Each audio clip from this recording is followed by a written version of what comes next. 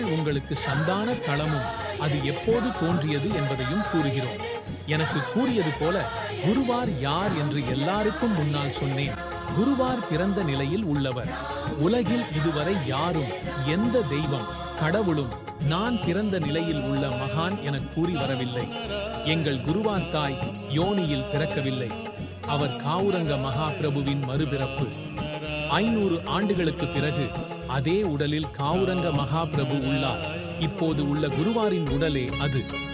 காவுரங்க மகாபிரபு 22 நாட்களுக்கு பிறகு தனது விருப்பத்தின்படி உடலை விட்டு வெளியே சென்றார்.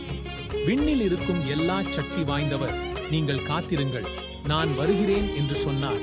அவர் வந்துவிட்டார். அந்த பரிசுத்தவர் உலகில் காவுரங்க மகாபிரபுவின் உடலில் வந்தார். அதனால் காவுரங்க மகாபிரபு பிறந்த நிலையில் உள்ள மகான். அவர் சித்தபுருஷர், ஏனெனில் அவர் உருவின் உரிமையாளன்.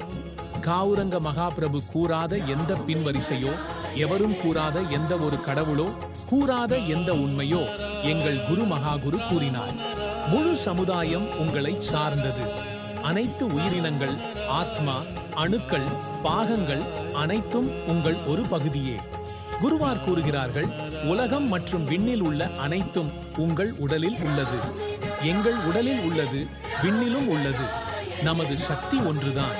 நாம் எவ்வாறு ஒரு நாட்டில் இருந்தும் உடல் அழைப்பை உடனே நிமிடங்களில் மேற்கொள்கிறோம், அதே போல எங்கள் தொடர்பு விண்ணுடன் உள்ளது. எங்கள் சக்தி ஒன்றுதான், ஆனால் நாங்கள் அனைவரும் வேறு வேறாகவே வைத்துள்ளோம். இப்படியே மதங்களை பிரித்துக் கொண்டிருக்கிறோம். இந்த பூமியில் 800 கோடி மக்கள் உள்ளனர்.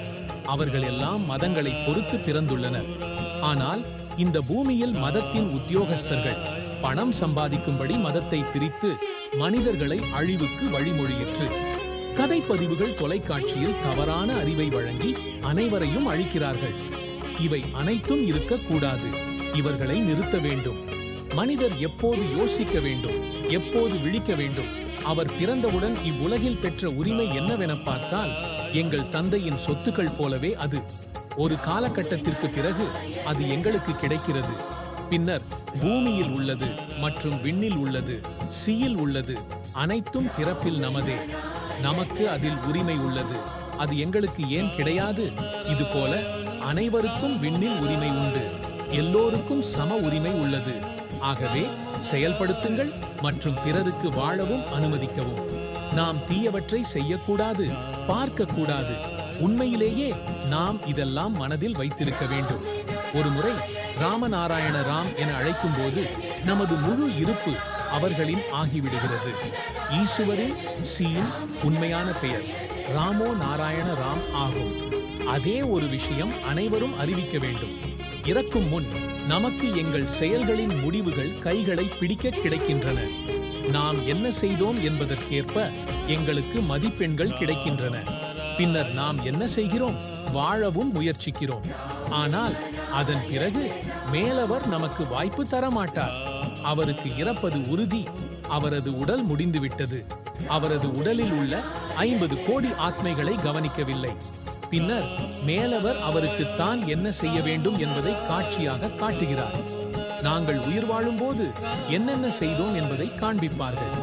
அதனால நாம் ஒவ்வொரு விஷயத்திற்கும், ஒவ்வொரு செயலிற்கும் எது சரி, எது தவறு என்பதை யோசிக்க வேண்டும்.